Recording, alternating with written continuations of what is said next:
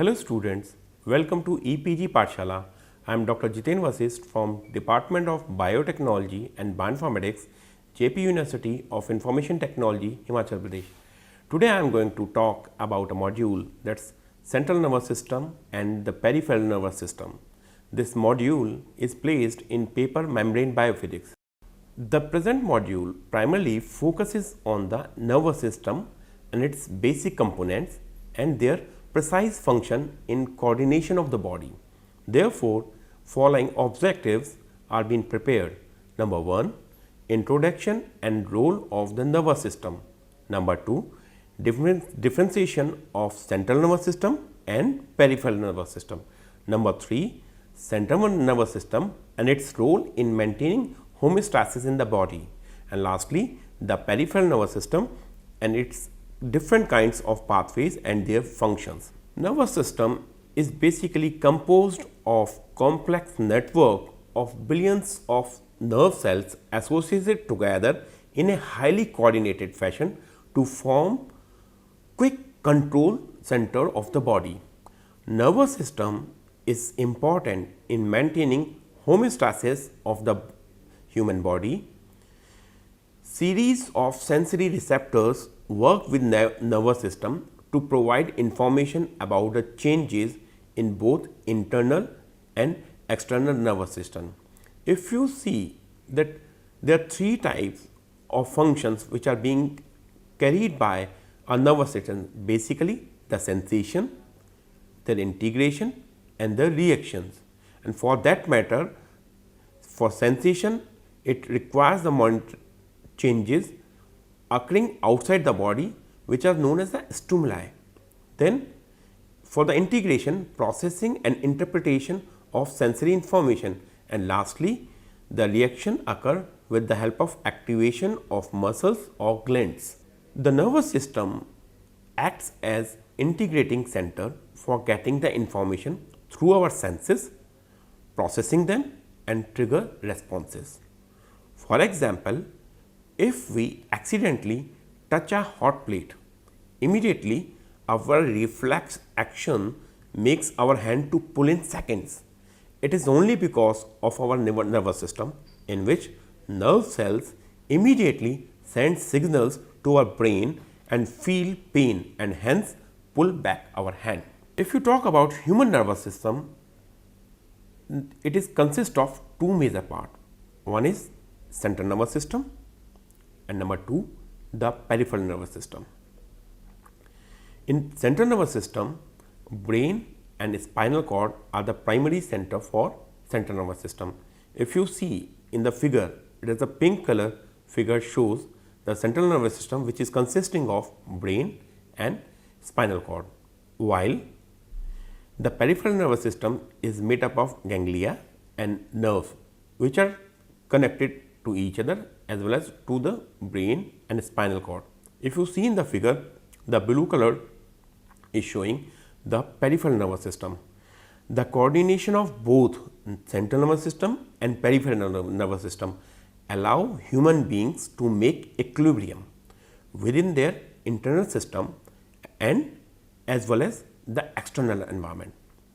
Central nervous system and peripheral nervous system work together to integrate and coordinate the motor information for controlling other body tissues. If you see the flow chart in which the major divisions of nervous system are seen, the number 1 it is a central nervous system and number 2 it is a peripheral nervous system. We will go into details of both of the system, but before that we are just summarizing the whole system, how it is processing the information. Central nervous system is composed of spinal cord and the brain. The brain can be further divided into forebrain, midbrain and hindbrain. The forebrain can be divided in cerebrum, thalamus, hypothalamus region, while the midbrain is a tectum and tegmentum, while the hindbrain has cerebellum, pons and medulla oblongata. Now shift towards the another side which will go into details, that is peripheral nervous system, which has autonomic nervous system and somatic nervous system. Autonomic nervous system can be further divided into sympathetic nervous system and parasympathetic nervous system. Central nervous system consists of brain and spinal cord. It functions to integrate information and coordinate majority of physiological activities in bilaterally symmetric animals. Several sensory systems like retina, optic nerves, the olfactory nerves and the olfactory epithelium are also considered as components of central nervous system because of their direct synapsing with the brain without any intermediate ganglia. The part of central nervous system within brain lies in a cranial cavity. The spinal cord component of central nervous system is protected and enveloped by the vertebrae, and both brain and spinal cord are also enveloped within the meninges. The brain and the spinal cord are surrounded by cerebrospinal fluid which circulates within the ventricles cavities of central nervous system. Now, we will start from central nervous system, and this you will find the brain is a major component of a central nervous system. Brain is a structure that processes information, and it is composed of interconnected neurons and glial cells.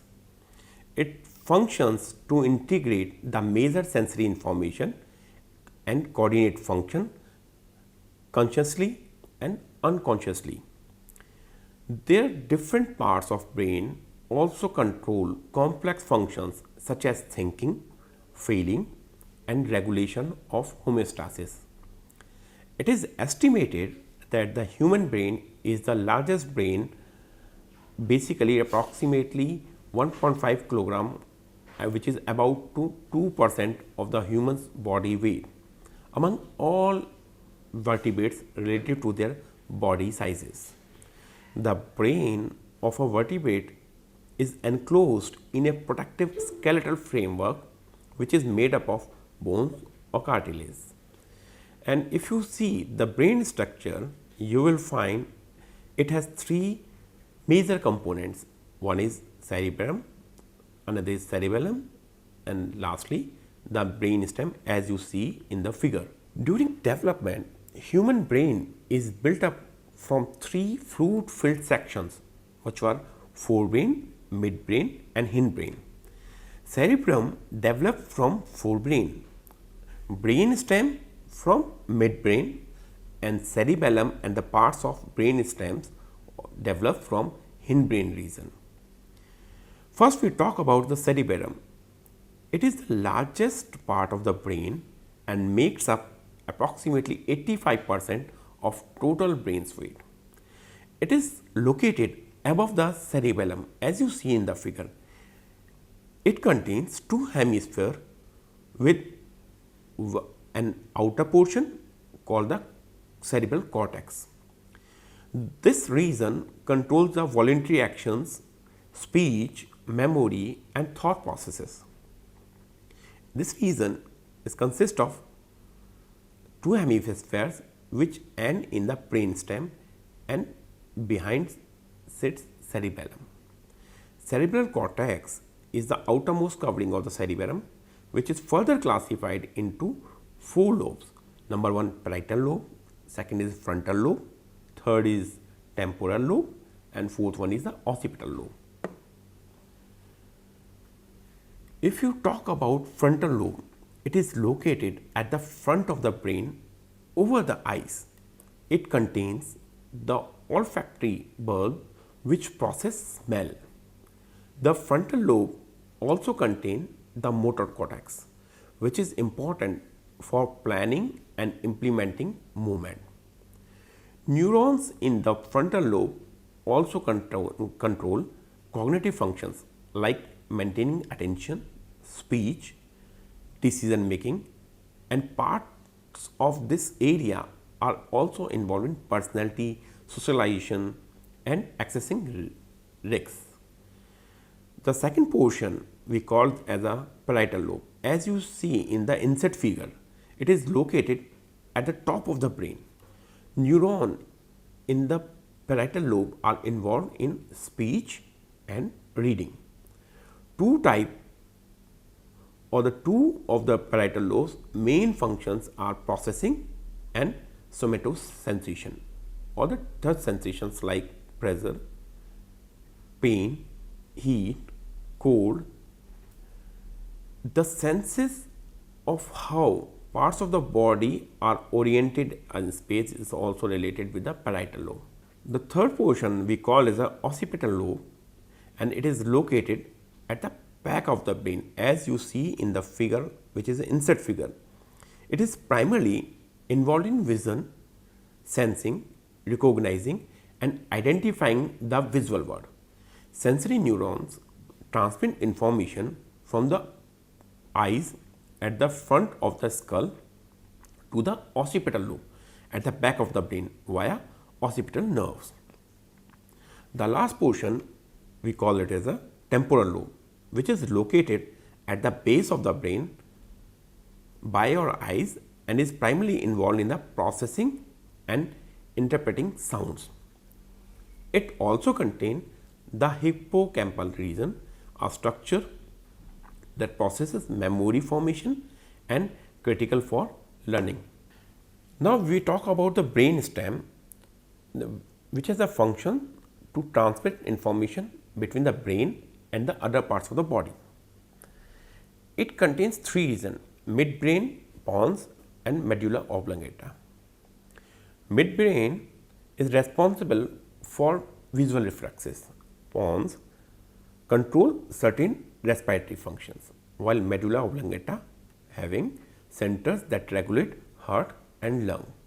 As you see in the figure, it is clearly shows as a blackish region for the brainstem. Thalamus and hypothalamus lies between cerebrum part and the brainstem part. Hypothalamus is a seat for hormone production following signal from pituitary gland. It works as a link between endocrine and nervous system. Thalamus function to control consciousness, perception and sleep. It broadcasts sensory and motor signals to the cerebrum. Now the last part is what we call it as a cerebellum. It is located underneath of the cerebrum. If you see in the figure, it is clearly seen that the cerebellum is a lower part than the cerebrum. It coordinates mucoskeletal movement to maintain posture, balance and muscle tone. Although cerebellum constitutes only of 10% of human brain, but it is involved in maintaining balance, posture, reflexes, sequence learning, time and motor learning. The spinal cord is a thick bundle of nerve tissues that carries information about the body to the brain and from the brain to the body. It accents the medulla oblongata of brain to the area around first lumbar vertebrae in lower back. It is protected by three layers of membrane that are vertebral column, number 2 the cerebral spinal fluid and third the meninges, which are the three layers of membrane around brain and the spinal cord.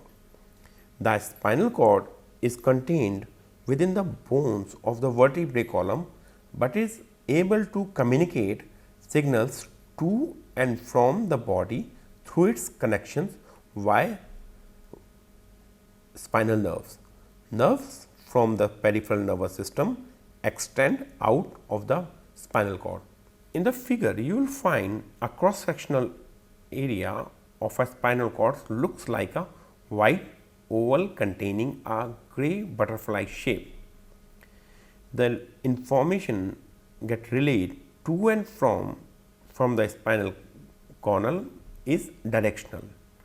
Axons and cell bodies in the dorsal spinal cord convey most sensory information from the body to the spinal cord, then brain. Axons in the cell bodies in the ventral spinal cord primarily transmit signals they controlling movement from the brain to out of the body. Now, when we talk about cells of the central nervous system, the first primary cells are the neurons, and neurons are the basic functional unit of the nervous system. The neurons has three structures. One is the cell body, another is the axon, and lastly the dendrite. Cell body is mainly processing center of the neuron.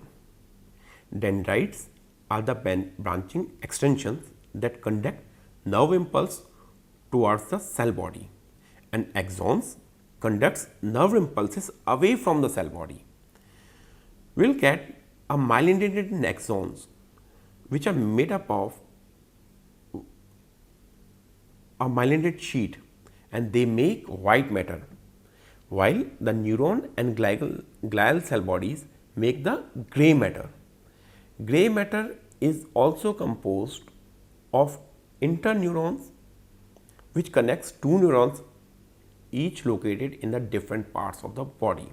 When we talk about neurons, then the another thing is we have the neuroglia or glial cells, which are non-neural cells which provide physical protection to the neurons in the central nervous system as well as in the peripheral nervous system also. These cells are required to form a myelin sheet.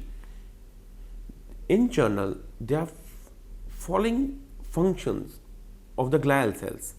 Number 1, they surround and protect the neurons. Number 2, they supply the nutrient material and oxygen to the neurons. Number 3, insulation of the neurons for better conductivity is done by these glial cells. Number 4, they are required to remove the dead neurons and protection from the pathogens.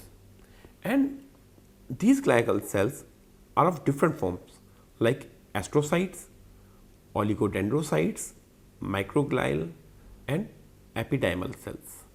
Astrocytes are the type of glial cells which primarily support cells of the brain and spinal cord. These are required to synthesize and secretion of proteins that we call neurotrophic factors, and also important for the clearance of proteins or chemicals or neurotransmitters which might be harmful to neurons when they are in excess. For example, glutamate, a neurotransmitter that in excess cause cells to become overexcited and leading to cell death, and this can be cleared with the help of astrocytes. Now we talk about the second cells, that we have the oligodendrocytes. They secrete a lipid rich myelin sheet which wrap around the axons in neurons, and this process we call as a myelination. Axon fibers insulated by myelin can carry action potential at a speed of 100 meter per second, whereas without myelin they only can carry action potential at a very slow speed, that is near about 1 meter per second. The high speed of action potential in myelinated axon is due to the phenomena that we call the saltatory conduction, in which every time action potential gets some threshold and it will go to the longer ways. When you talk about microglial cells, these are specialized immune cells for the brain, and they function as antigen presenting monocytes. These cells are metabolically stable and evenly present in gray and white matter of brain. They migrate to the site of injury to assist removal of dead and dying cells. Microglial cells can also secrete cytokines that activate cells of the immune system to respond to the injury sites. Lastly, we have the fourth type of cell that we call epidermal cells. These ependymal cells are basically line the spinal cord and the ventricular system of the brain. These cells are required for formation as well as secretion of cerebrospinal fluid, that is the CSF. These cells have a continuous layer of single cuboidal or chromal cells with cilia, which beat and help to circulate the CSF and make up the blood CSF barrier. Now, we talk about peripheral nervous system. As the central nervous system acts like the power plant of the nervous system, creates the signal that controls the function of the body, the PNS is like the wires which connect signals to individual houses. It means what? Which is essential to process the signals produced by CNS to reach and control the body.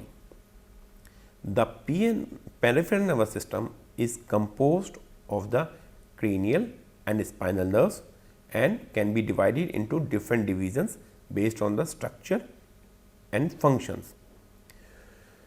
You will find that the efferent or sensory division made up of cranial and spinal nerves that contain sensory neurons. Sensory neurons transmit sensory information from the skin, skeletal muscles and sensory organs to the central nervous system.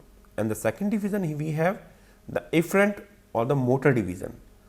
It is also made up of cranial and spinal nerves that contain motor neurons. Motor neurons transmit messages about desired movement from the central nervous system to the muscles to make them contract. Motor neurons may be under conscious and unconscious control. If you see that we have three types of neurons, which are efferent neurons, which are called as the motor neurons, afferent neurons, which are called sensory neurons, and third one is the interneurons. Efferent neurons convey information from the central nervous system to the muscles and glands. Afferent neurons, they carry information from sensory receptors to the central nervous system, while in case of interneurons, they carry and process the sensory information. The efferent divisions can be further divided into somatic nervous system and the autonomic nervous system. The somatic or conscious control nervous system, it sends motor commands from the central nervous system to voluntary control muscles. It is made up of cranial and spinal nerves that contains motor neurons under conscious control. Without the somatic nervous system, an animal would be unable to respond its environment via controlled motor movements. Motor neurons of the somatic nervous system synapse with the muscles under voluntary control, such as limb muscles. When you talk about the second division of efferent division, that is autonomic or unconscious control nervous system, which controls bodily functions without conscious control, such as heart, smooth muscles and exocrine or endocrine glands. These can be further divided into two systems with of opposing effect. One is the sympathetic nervous system and another is the parasympathetic nervous system. Sympathetic nervous system controls the flight or fight reactions associated with the short term stress responses. For example, functions controlled by the sympathetic nervous system include an accelerated heart rate and inhibited digestion, while parasympathetic nervous system controls the rest and digest activity involved in conserving and restoring energy. The parasympathetic nervous system resets organ functions after the sympathetic nervous system is activated. Effect of the parasympathetic nervous system on the target organs include slowing of heart rate, lowered blood pressure and stimulation of digestion. The analogy of these two systems is a seesaw where they both are in motion, but one is usually higher or more activated than the other, and they are inversely proportional to each other. As both systems control different internal systems, when sympathetic system is active, the parasympathetic will be inactive. The analogy of the two stress systems is a seesaw where they both are in motion, but one is more active and another is less active.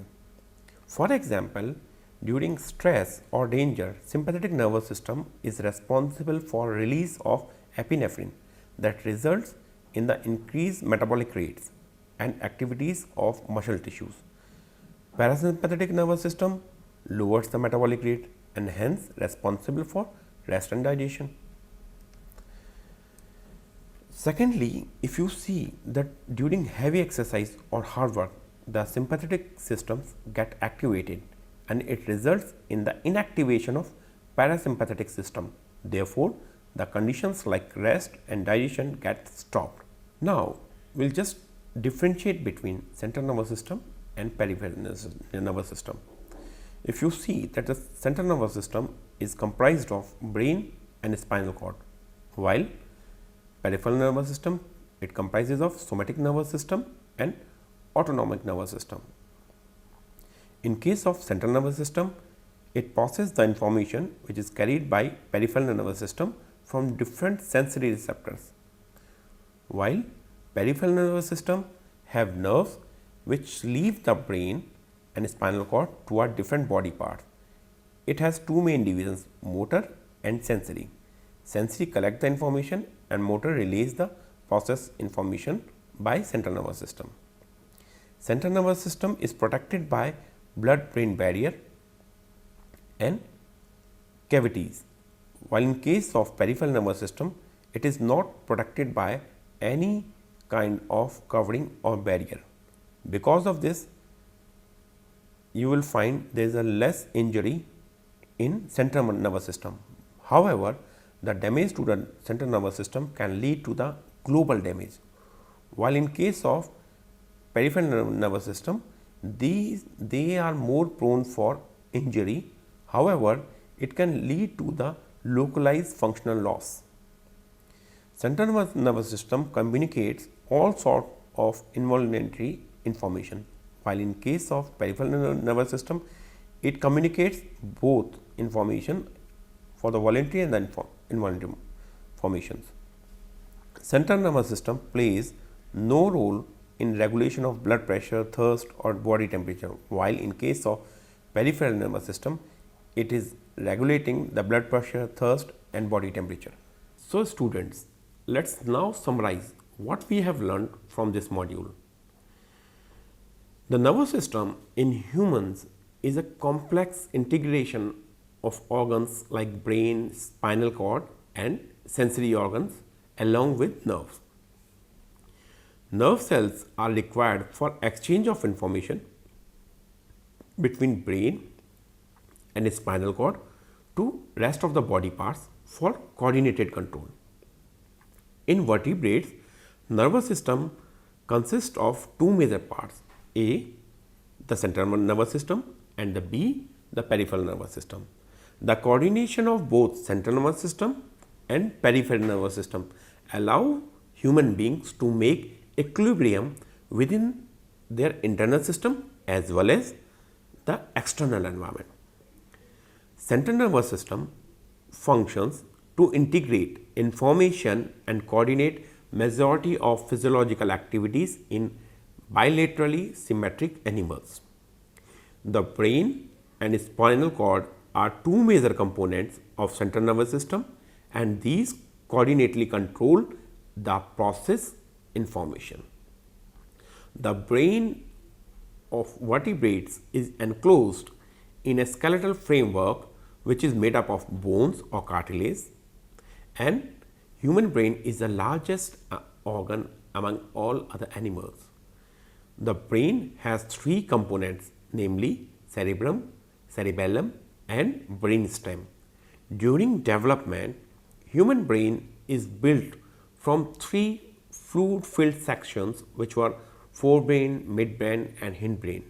Cerebrum developed from forebrain, brainstem from midbrain and cerebellum, and other parts of the brainstem developed from hindbrain. Cerebrum is the largest part of the brain and it makes approximately 85% of the brain's weight, and this region controls voluntary actions, speech, memory and thought process. The cerebellum is associated with the balance and coordination and is also thought to be involved in cognitive functions. While brainstem connects to the spinal cord, it functions to transmit information between brain and other parts of the body. Lastly, the spinal cord serves as a medium for signals to connect the brain and the rest of the organs. If you talk about the cells, the neuron cells are the key players for sensing and transmitting signals in between target tissue and CNS, that is the central nervous system, to control all voluntary and involuntary functions of the body. Neurons interact with one another to pass information in the brain and the spinal cord. Neurons working together as a network to make decisions, control emotions or feel sensation. The second cells other than the neurons are glial cells, which are non-neural cells which provide a physical protection to neurons in the central nervous system as well as in the peripheral nervous system. Peripheral nervous system is the second part of the nervous system which is made up of nerves and ganglia radiating outside of the brain and its spinal cord. Peripheral nervous system has two types of nerve fibers. Number one, efferent fibers which transmit impulses from tissues or organs to the central nervous system called sensory division. Number two, efferent fibers that transmit regulatory impulses from central nervous system to peripheral organs called motor division. Somatic nervous system is under voluntary control and composed of all cranial nerves except for optic nerves along with retina, while autonomic nervous system regulates involuntary actions related to smooth muscles and glands. Sympathetic and parasympathetic nervous system are commonly exclusive but both are negatively associated and function in a symbiotic fashion.